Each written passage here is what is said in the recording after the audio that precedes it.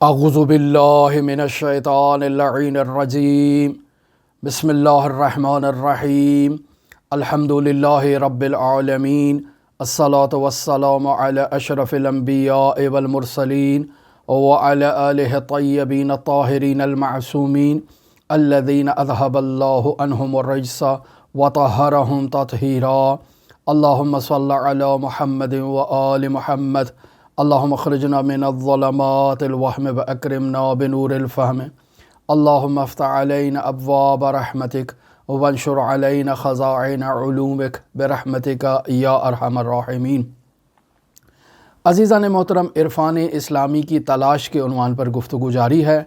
مرحوم آیت اللہ محمد تقی مصباح یزدی کی کتاب در جستجو عرفان اسلامی کے مضامین کو ہم آپ کی خدمت میں بیان کر رہے ہیں۔ اس کتاب میں ٹوٹل 5 فصلیں ہیں۔ 5ویں فصل کا ہم آغاز کر چکے ہیں کہ جو در واقع نہایتی گراں قدر موضوعات کو ہمارے لیے بیان کر رہی ہے۔ مثلا کشف کسے کہتے ہیں، مکاشفہ کسے کہتے ہیں، کرامت کسے کہتے ہیں، معجزہ کسے کہتے ہیں، کرامت اور معجزے میں کیا فرق پایا جاتا ہے۔ در واقع ایسے موضوعات کو بیان کرنے کا بنیادی مقصد یہ ہے کہ یہ وہ مطالب ہیں کہ جو بطور معمول ہمارے معاشرے میں موجود ہیں۔ لوگ انہی باتوں سے متاثر ہو کر عرفانی افراد کے قریب جاتے ہیں، صوفیاء کے قریب جاتے ہیں، ایسے افراد کے نزدیک ہونے کی کوشش کرتے ہیں کہ جن کے پاس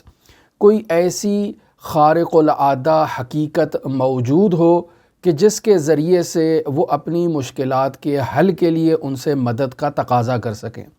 لہٰذا ایسے افراد کے جال میں اور چنگل میں پھنس جاتے ہیں اور ان سے کوئی ایسی بات حاصل کرنا چاہتے ہیں کہ جو اسرار میں سے ہو، جو عام لوگ جس تک پہنچنے کی صلاحیت نہ رکھتے ہوں۔ لہٰذا آغاز میں ہم نے باقاعدہ طور پر بیان کیا کہ کشف کسے کہتے ہیں۔ بیان ہوا کہ انسان بیداری کی حالت میں یا ایک ایسی کیفیت میں جسے خلسہ کہا جاتا ہے کہ نہ انسان بیدار ہوتا ہے اور نہ ہی انسان نیند کی کیفیت میں ہوتا ہے، ایک ایسی کیفیت میں انسان کچھ چیزوں کو مشاہدہ کرتا ہے جنہیں عام طور پر انسان اپنی نارمل لائف میں، نارمل روٹین میں، عام عادی حالتوں میں انسان مشاہدہ نہیں کر سکتا۔ مثلا ایسی آواز کو سنیں گے جسے عام لوگ نہیں سن سکتے، ایسی چیزوں کو مشاہدہ کریں گے جنہیں عام لوگ نہیں دیکھ سکتے، ایسے واقعات کو، حادثات کو اور افعال کو مشاہدہ کریں گے جنہیں عام لوگ دیکھنے سے عاجز ہیں۔ اس کیفیت کو کشف کی کیفیت یا مکاشفے کی کیفیت کہا جاتا ہے۔ اور کرامت ایک ایسی حالت ہے کہ جس میں انسان روحانی اعتبار سے اس قدر مضبوط، قدرت مند اور قوی ہو جاتا ہے کہ وہ خارق العادہ کام انجام دیتا ہے، یعنی اس عالم وجود میں وہ تصرف کرتا ہے۔ جیسے مثال دی کہ انسان طی الارض کرتا ہے، ایک بہت طولانی طویل سفر کو مختصر سے وقت میں انجام دیتا ہے، کسی مریض کو شفا دیتا ہے، کسی سامان کو یا چیز کو ایک جگہ سے دوسری جگہ منتقل کر دیتا ہے، اسے کرامت کہا جاتا ہے۔ معجزہ بھی بیان کیا کہ کرامت کی بلند ترین سطح کو معجزہ کہا جاتا ہے، جس میں نبی یا امام اپنی نبوت یا امامت کے اس بات کے لیے اعجاز کا مظاہرہ کرتا ہے اور ایسا خارق العادہ کام معاشرے میں ظاہر کرتا ہے جسے عام لوگ انجام دینے سے عاجز ہوتے ہیں، اور در واقع نبی یا امام کا اس عمل کو انجام دینا اپنی نبوت کے اس بات اور اپنے معجزے کے، اپنی امامت کے اس بات کی دلیل قرار پاتا ہے۔ ابھی ہماری گفتگو معجزے پر نہیں ہے، ابھی ہماری گفتگو صرف کشف کے اوپر ہے۔ سوال یہ پیدا ہوتا ہے کہ معاشرے میں ایک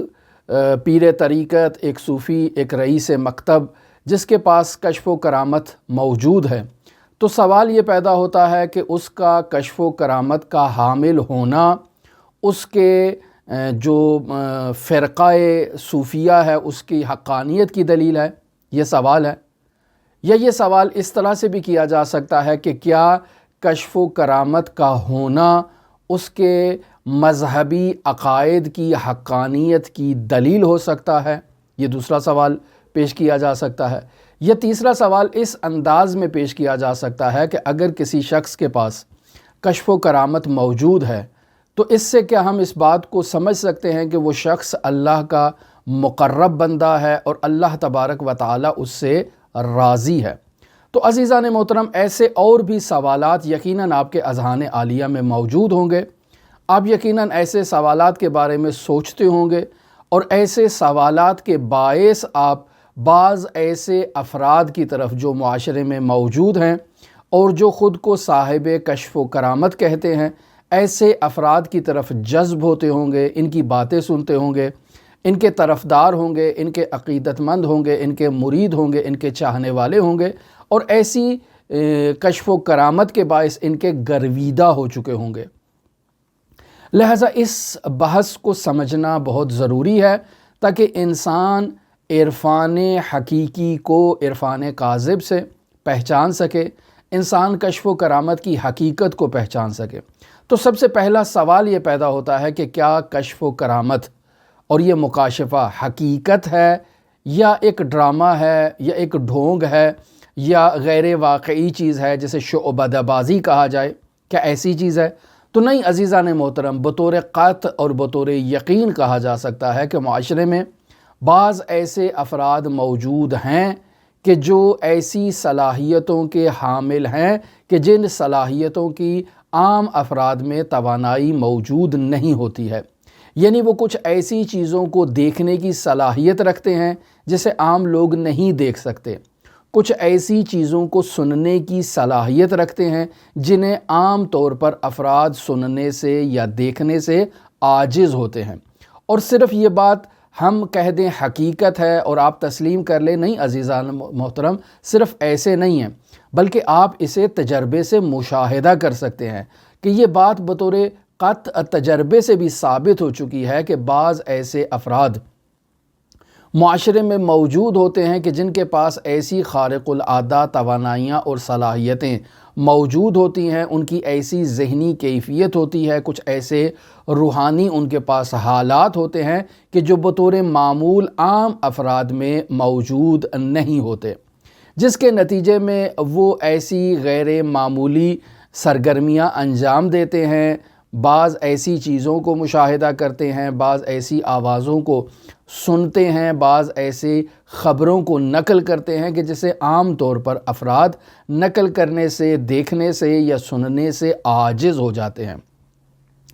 لہٰذا اس بارے میں گفتگو کا ہونا ضروری ہے کہ انسان کے پاس کچھ ایسے ادراکات موجود ہیں، کچھ ایسی صلاحیتیں موجود ہیں کہ ان ادراکات اور صلاحیتوں کی در واقع اقسام ہیں، انواع ہے۔ مثلا بیان کیا کہ آج کل کے جدید علم النفسیات میں ایک اصطلاح استعمال کی جاتی ہے جس کا نام ہے ٹیلی پیتھی۔ یہ اصطلاح در واقع ظاہراً 1882 میں ایجاد کی گئی، اور اس اصطلاح کے مطابق بعض افراد میں کچھ ایسی خارق العادہ صلاحیت موجود ہوتی ہے۔ مثلا ٹیلی پیتھی میں ایک شخص یہاں اس وقت جہاں میں بیٹھا ہوں میرے پاس یہاں موجود ہے، اور وہ یہاں بیٹھے ہوئے اس بات کا اندازہ لگاتا ہے کہ امریکہ میں بیٹھا ہوا ایک شخص اس شخص کے بارے میں کیا سوچ رہا ہے، لیکن چونکہ ان دونوں کے درمیان فاصلہ موجود ہے، وہ اپنی بات کو اس شخص تک جو میرے پاس بیٹھا ہے زبان سے منتقل نہیں کر سکتا، لیکن کیا سوچ رہا ہے یہ اس شخص کو معلوم ہو جاتا ہے، اور یہ شخص بعد میں جب اس سے کسی طرح سے رابطہ قائم ہوتا ہے تو وہ بتاتا ہے کہ فلاں تاریخ کو فلاں لمحات میں میں آپ کے بارے میں یہ باتیں سوچ رہا تھا اور یہ باتیں آپ سے کہنا چاہ رہا تھا، لیکن آپ تک یہ باتیں نہیں منتقل کر سکا۔ یہ ایسی صلاحیت کو ٹیلی پیتھی کہا جاتا ہے۔ یا دوسری مثال اس کی یوں دی جائے کہ ایک شخص یہاں بیٹھ کر سوچتا ہے کہ فلاں شخص دنیا کے فلاں نقطے میں بیٹھ کر فلاں کام کو انجام دے رہا ہے، اور بعد میں جب تحقیق کی جاتی ہے تو معلوم ہوتا ہے کہ واقعاً وہ شخص دنیا کے اس کونے میں فلاں وقت میں فلاں کام کو انجام دے رہا تھا۔ یا ایک شخص یہاں بیٹھا ہے اور وہ اس بات کا جو ہے وہ خبر دیتا ہے کہ دنیا کے فلاں کونے میں فلاں شخص مریض ہو چکا ہے یا اس کا انتقال ہو چکا ہے، اور بعد میں جب تحقیق کی جاتی ہے تو معلوم ہوتا ہے کہ وہ خبر بھی واقعیت رکھتی تھی اور صداقت رکھتی تھی۔ تو اس قسم کے واقعات آپ نے معاشرے میں مشاہدہ کیے ہوں گے، اور ان دونوں مثالوں سے یہ بات واضح ہو جاتی ہے کہ ان افراد میں ایک قسم کا روحانی رابطہ، ایک قسم کی روحانی کیفیت ان افراد کے درمیان ایجاد ہوئی تھی، ایک ایسی حالت تھی کہ جو مافوق فطرت ادراکات کہلائے گی، اور علم نفسیات کے ماہرین اس کیفیت کو ٹیلی پیتھی کے نام سے یاد کرتے ہیں۔ اس قسم کے ادراکات اگر کسی انسان کو حاصل ہو جاتے ہیں تو ان ادراکات کی دلیل یہ نہیں ہے کہ یہ انسان معنوی اعتبار سے نہایت ہی بلند مقام کا حامل ہے، یا اس بات کی دلیل نہیں ہے کہ یہ انسان نہایت ہی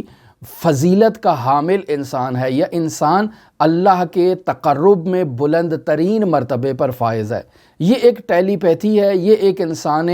لادین کو بھی حاصل ہو سکتی ہے، اس کا اللہ کے تقرب سے کوئی ربط نہیں ہے، اس کا معنوی فضیلت اور معنوی کمالات سے کوئی تعلق نہیں ہے۔ لہٰذا انسان کے پاس ایسے ادراکات ہوتے ہیں اور ہو سکتے ہیں کہ جن ادراکات کو عام افراد جو ہے وہ جن کے حامل نہیں ہوتے، اور یہ ادراکات ان کے اللہ کے ولی ہونے کی دلیل نہیں ہے۔ ممکن ہے یہ شخص اصلاً ملحد ہو، اللہ تبارک و تعالیٰ کو ایکسیپٹ نہ کرتا ہو، ممکن ہے اللہ کا قائل ہی نہ ہو، لیکن اس کے باوجود اس شخص کے پاس ایسے ادراکات، ایسے تصورات موجود ہوں جو دنیا میں موجود کسی بھی شخص کی کیفیت کو، اس کے علم کو، اس کی بیماری کو، اس کی موت کو، اس کی ترقی کو، اس کی حیات کو، اس کی ذہنی سوچ کو یہاں بیٹھ کر ہمارے سامنے بیان کر دیں۔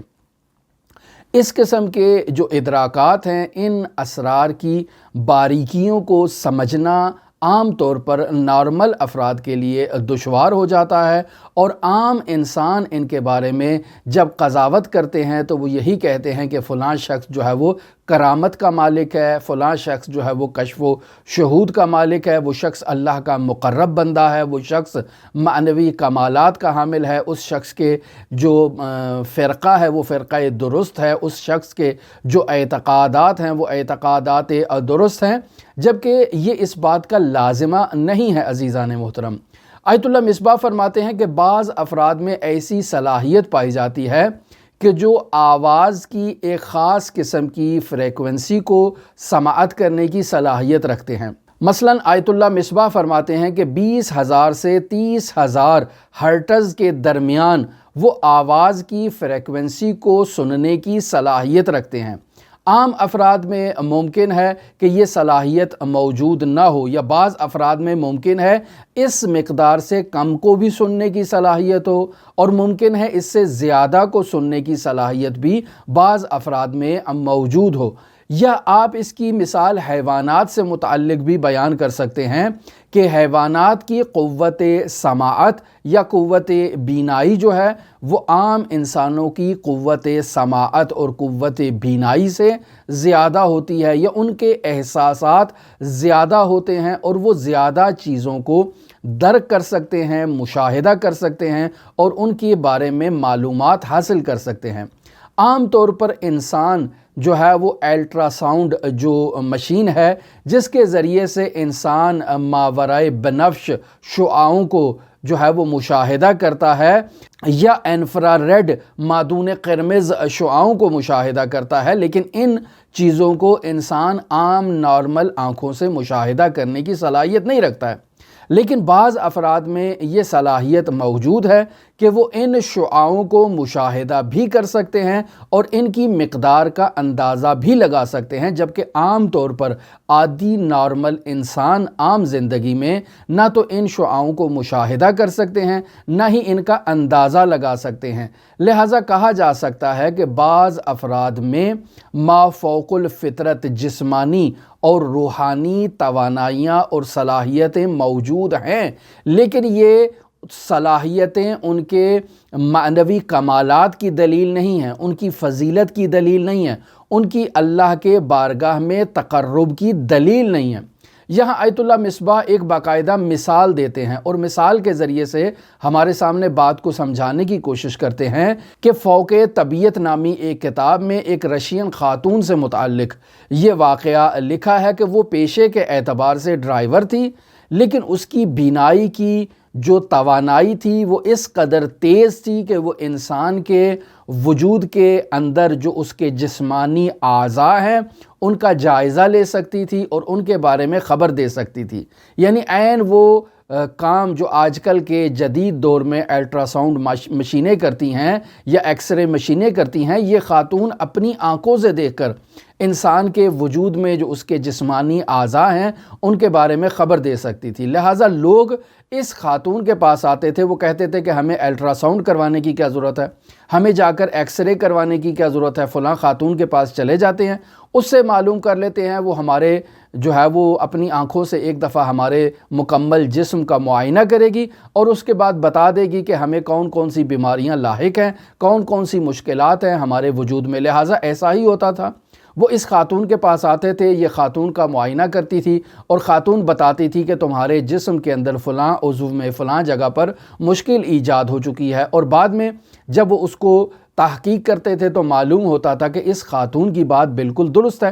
بس اوقات الٹرا ساؤنڈ مشینیں یا ایکس رے مشینیں جو ہیں وہ غلط تشخیص دیا کرتی تھیں، لیکن اس خاتون کی تشخیص بالکل درست ہوا کرتی تھی، یہ بالکل درست اندازہ لگاتی تھی، بالکل درست تشخیص دیا کرتی تھی۔ لیکن اگر آپ اس خاتون کے بارے میں دیکھیں تو یہ خاتون عالم غیب سے متعلق یا عالم مافوق مادہ سے متعلق جو ہے وہ کسی چیز کے مشاہدے کا دعویٰ نہیں کرتی ہے۔ یعنی وہ خاتون جو انسان کا ایکس رے کر سکتی ہے، وہ خاتون جو انسان کا الٹرا ساؤنڈ کر سکتی ہے، انسان کے وجود میں موجود بیماریوں کی تشخیص دے سکتی ہے، اس قدر اس کی قوت دید قوی اور مضبوط ہے، لیکن وہ عالم مافوق مادہ اور عالم غیب کے بارے میں خبر نہیں دے سکتی۔ کیوں نہیں دے سکتی؟ چونکہ اس کا ان چیزوں کے بارے میں اس کا عقیدہ ہی نہیں ہے۔ لہٰذا اس قسم کی حالتیں آپ کو عام افراد میں یا معاشرے میں موجود ایسے افراد کے بارے میں آپ کو خبر مل سکتی ہے کہ وہ افراد کچھ خاص قسم کی توانائیوں کے حامل ہیں، خاص قسم کی ان کے پاس انرجی موجود ہے، خاص قسم کی ان کے پاس جو ہے وہ خدادادی صلاحیت موجود ہے، لیکن اس صلاحیت کا ہرگز یہ مطلب نہیں ہے کہ وہ شخص معنوی طور پر کمالات کا حامل ہے، وہ شخص معنوی طور پر فضیلت کا حامل ہے، وہ شخص اللہ کا مقرب ترین بندہ ہے۔ اب یہاں آیت اللہ مصباح مثال دیتے ہیں کہ بالکل ایسے ہی ہے کہ جیسے کسی کے گھر میں ایک بچہ پیدا ہوا ہے اور وہ بچہ جو ہے وہ پیدائشی طور پر بینائی کے اعتبار سے بہت قوی بینائی کا حامل ہے، اور دوسری طرف ایک بچہ ایسا ہے جو پیدا ہوتا ہے اور پیدائشی طور پر نابینا ہے۔ اب سوال یہ پیدا ہوتا ہے کہ یہ بچہ جو پیدائشی طور پر بینا ہے اور اس کی قوت بینائی بہت ہی تیز بینائی ہے، تو یہ جو بینا شخص ہے اس کا بینا ہونا اس بات کی دلیل ہے کہ یہ اللہ کا مقرب ہے؟ کیا یہ اس بات کی دلیل ہے کہ یہ معنوی طور پر کمالات اور فضائل کا حامل ہے؟ وہ اس شخص کی نسبت، اس بچے کی نسبت کہ جو پیدائشی طور پر نابینا ہے، پیدائشی طور پر جس کی قوت دید جو ہے وہ کمزور ہے، زیادہ قوی دید کا وہ حامل نہیں ہے، تو ہم کہہ سکتے ہیں کہ قوی دید والا بچہ اللہ کا مقرب بندہ ہے، اور جس کی قوت دید جو ہے وہ کمزور ہے وہ اللہ کا مقرب بندہ نہیں ہے۔ اسی طرح قوت سماعت کے بارے میں بھی آپ کہہ سکتے ہیں، یا باقی حواس کے بارے میں بھی آپ اسی طرح سے فیصلہ کر سکتے ہیں، لیکن یہاں اس بات کو آپ خود اپنے وجدان میں مشاہدہ کریں گے کہ ایک بچے کی بعض صلاحیتوں کا قوی ہونا اس کے مقرب ہونے کی دلیل نہیں ہے، اس کے بافضیلت ہونے کی دلیل نہیں ہے۔ تو عین اسی طرح کسی بڑے انسان کے پاس بھی اگر کوئی ایسی صلاحیت موجود ہے تو وہ صلاحیت اس کے مقرب ہونے کی دلیل نہیں ہے، وہ صلاحیت اس کے بافضیلت ہونے کی دلیل نہیں ہے، وہ صلاحیت اس کے روحانی کمالات کے مراتب پر فائز ہونے کی دلیل نہیں ہے، یا اس کے مسلک کی حقانیت کی دلیل کو تصور نہیں کیا جائے گا۔ اگر ایسے بات کی جائے تو اکثر آپ ہندو مرتاز افراد کو دیکھیں گے کہ جو نہ تو دین ان کے پاس موجود ہے، وہ دین جو مسلمانوں کے پاس ہے، ان الدین عند اللہ الاسلام، یعنی وہ مسلمان نہیں ہیں، وہ قیامت پر اعتقاد نہیں رکھتے ہیں، وہ اللہ کے وحدہ لا شریک ہونے پر اعتقاد نہیں رکھتے ہیں، لیکن وہ مرتاز ہیں، انہوں نے ریاضت کی ہے، اور اس ریاضت کے نتیجے میں وہ ایسے خارق العادہ امور کو انجام دیتے ہیں کہ جسے عام طور پر انسان انجام نہیں دے سکتا۔ تو کیا اس بات کو کہا جا سکتا ہے کہ وہ مرتاز ہندو ہے اور اس قسم کی خارق العادہ اس کے پاس صلاحیتیں موجود ہیں؟ تو کیا اس کا مطلب ہے کہ وہ شخص جس عقیدے کا مالک ہے وہ عقیدہ درست ہے؟ نہیں عزیزان، ہرگز ایسا نہیں ہے۔ پس یہ ہندو جو اللہ تبارک و تعالیٰ پر وہ عقیدہ نہیں رکھتا جو ایک مسلمان اللہ کے خالق ہونے، اللہ کے مدبر، عالم اور جسم و جسمانیات سے مبرہ اور منزہ ہونے کا عقیدہ ایک مسلمان رکھتا ہے، جو مسلمان وحی پر عقیدہ رکھتا ہے، جو مسلمان نبوت پر عقیدہ رکھتا ہے، جو مسلمان عالم قیامت پر عقیدہ رکھتا ہے، عالم بقا پر عقیدہ رکھتا ہے، جنت و جہنم پر عقیدہ رکھتا ہے، یہ مرتاز ہندو جو ہے یہ ریاضتیں تو کر چکا ہے لیکن ان عقائد کا حامل نہیں ہے، تو اس کے پاس اگر ایسی خارق العادہ کوئی صلاحیتیں یا توانائیاں موجود ہیں تو یہ توانائیاں اور صلاحیتیں اس شخص کے معنوی کمالات پر فائز ہونے کی دلیل نہیں ہیں، اس شخص کے بافضیلت ہونے کی پر دلیل نہیں ہے، اس شخص کے مذہبی اعتقادات کی حقانیت کی دلیل نہیں ہے۔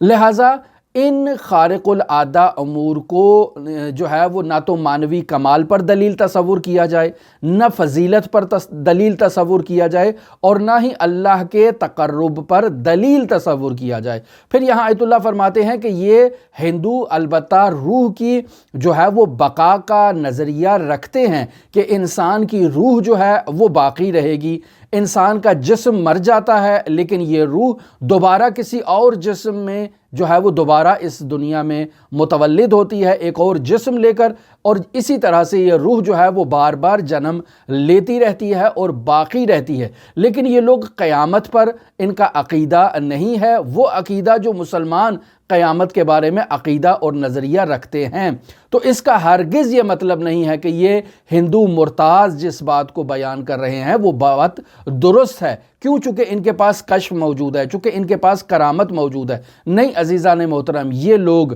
مسلسل ریاضتیں کرتے ہیں اور ان کی ریاضتوں کے نتیجے میں ان کے پاس کچھ ایسی صلاحیتیں آ جاتی ہیں کہ جن صلاحیتوں کے ذریعے سے وہ کچھ ایسے کام کر سکتے ہیں کہ جنہیں انسان عادی نارمل زندگی میں انجام دینے سے عاجز ہے، ناتوان ہے، جسے وہ انجام نہیں دے سکتا ہے، اور یہ نہایت ہی دشوار قسم کی ریاضتوں کو انجام دیتے ہیں کہ عام انسان میں ہمت اور توانائی موجود نہیں ہے کہ وہ ایسی طاقت فرسا مشقت آمیز ریاضتوں کو انجام دے، اور انہی ریاضتوں کے نتیجے میں یہ کچھ ایسے کمالات تک پہنچ جاتے ہیں۔ مثلا ماضی کی خبریں آپ کو دینا شروع کر دیں گے، آپ کو مستقبل کی خبریں دینا شروع کر دیں گے، کچھ ایسی پیشن گوئیاں آپ کے سامنے کرنا شروع کر دیں گے کہ جن سے آپ جو ہیں وہ ان کے بارے میں ورطۂ حیرت میں مبتلا ہو جائیں گے کہ یہ افراد کیسے ان باتوں کے بارے میں خبر دے رہے ہیں کہ جن باتوں کا کسی دوسرے کو علم ہی نہیں ہے۔ لہٰذا مثلا ایک ہندو مرتاز شخص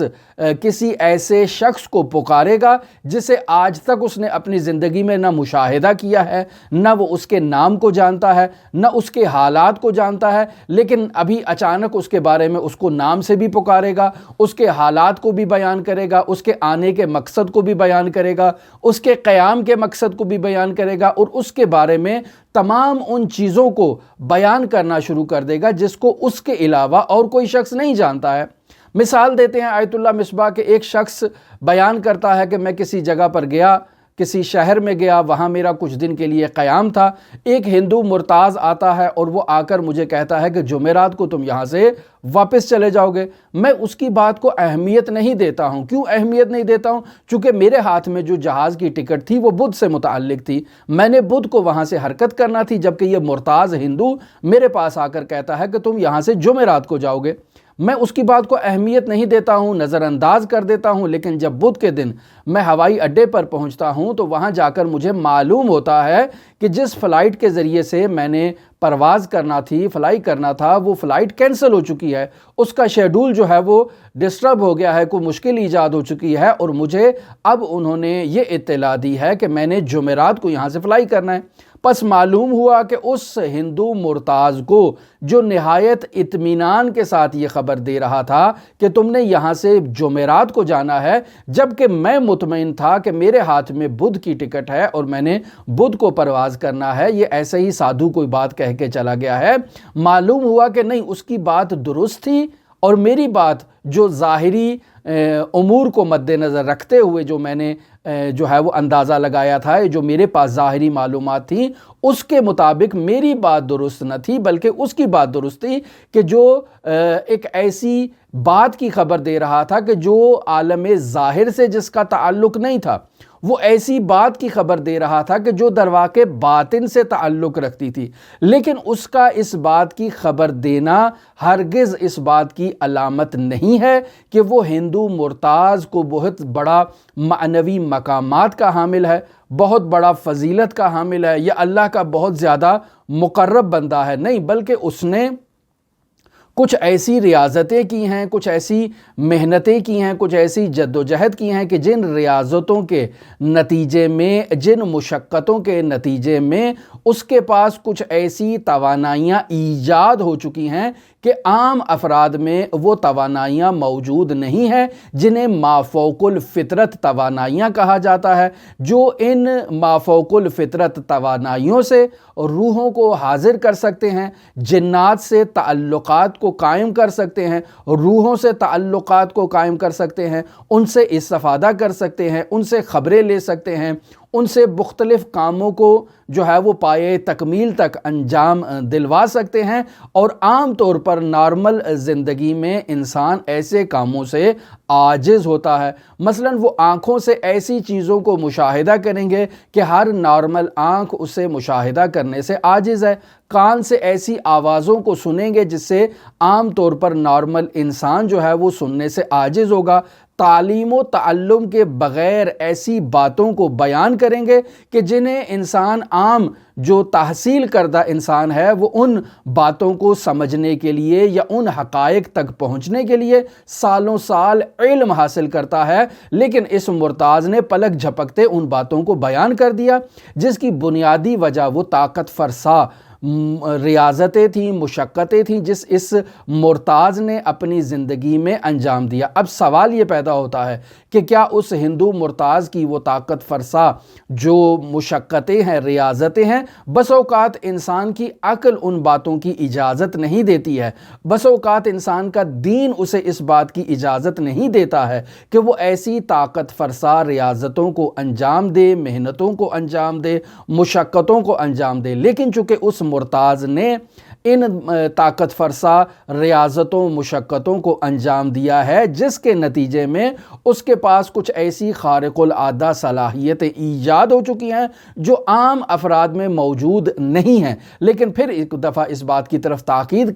کرتا چلوں کہ ایسی صلاحیتوں کا ہونا کسی فرد کے معنوی کمالات پر دلیل نہیں ہے، کسی فرد کی فضیلت پر دلیل نہیں ہے، کسی فرد کے اللہ کی بارگاہ میں مقرب ہونے کی دلیل نہیں ہے، کسی فرد کی دینی آئیڈیالوجی کے درست ہونے کی دلیل نہیں ہے۔ لہٰذا عزیزان محترم، اس بات پر ابھی ہماری گفتگو جاری ہے، توجہ فرمائیں۔ ابھی تک جو موضوعات آپ کی خدمت میں نے بارہا تکرار کے ساتھ، وضاحت کے ساتھ بیان کر دیے تاکہ آپ کو کشف کے بارے میں معلوم ہو جائے کہ یہ ایک ایسی صلاحیت کا نام ہے کہ جو انسان ریاضت سے بھی حاصل کر سکتا ہے، انسان میں پیدائشی طور پر بھی یہ صلاحیت ہو سکتی ہے، فطری طور پر خدا دادی صلاحیت بھی انسان کے پاس یہ ہو سکتی ہے، لیکن ان صلاحیتوں کو اگر مذہب حق اسلام سے ہٹ کے دیکھا جائے تو یہ صلاحیتیں انسان کے معنوی کمال کی دلیل نہیں ہیں، یہ صلاحیتیں انسان کی فضیلت کی دلیل نہیں ہیں، یہ صلاحیتیں انسان کے اللہ کی بارگاہ میں مقرب ہونے کی دلیل نہیں ہیں، یہ صلاحیتیں انسان کی دینی آئیڈیالوجی کے صحیح ہونے کی دلیل نہیں ہیں۔ ابھی اس موضوع پر گفتگو جاری ہے، ہمارے ساتھ رہیے گا۔ ہماری دعا ہے کہ خداوند متعال ہمیں درست عرفان اسلامی کو سمجھنے کی توفیق عطا فرمائے تاکہ ہم ان باطل اور ڈھونگی افراد کے چنگل سے نجات حاصل کر سکیں۔ ہماری دعا ہے کہ خداوند متعال حضرت صاحب العصر والزمان کے ظہور میں تعجیل فرمائے اور ہمیں ان کے آوان و اصحاب و آوان میں شمار فرمائے۔ اللہم صلی علی محمد و آل محمد وعجل فرج قائم آل محمد۔